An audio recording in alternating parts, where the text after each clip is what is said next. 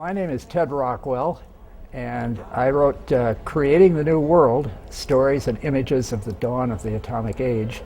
I was Admiral Rickover's technical director on the development of the nuclear navy and on the world's first commercial atomic power station. It was mid-morning, August 6, 1945, in Oak Ridge, Tennessee. I had been there a year and a half, and the wartime work pace had kept to the limit at whole time.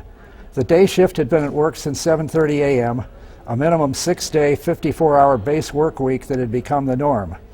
Although Oak Ridge wasn't on any maps, it was the fifth largest city in the state, with a population of 75,000 and an additional 40,000 workers commuting from outside the site.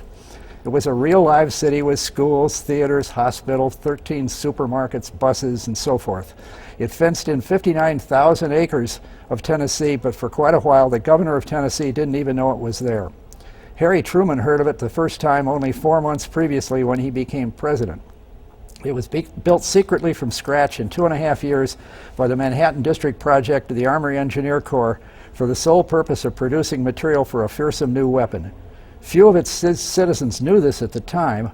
All they were told was that they were producing some kind of secret substance, sometimes called a catalyst, that would end the war, and that was enough to keep them working long and hard.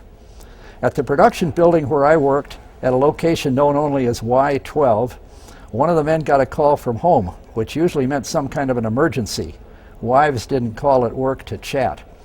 He hurried to the phone with a worried look. "What? Say that again. Look, you better not say anything. Wait till we get more information." He came back and looked at us, started to say something, but he saw that one of the men had a lower security code on his badge, and he stopped short. Other phones started ringing, and then the shift supervisor spoke out on the office intercom. "President Truman has just announced on the radio that an atomic bomb had been dropped on a Japanese city. It's been wiped off the map." He didn't say much else, something about harnessing the basic power of the universe, and they did mention Oak Ridge, but I don't think anyone ought to say anything till we see what's been released. There should have been a great release of emotion at this point. Our mission had been successfully completed.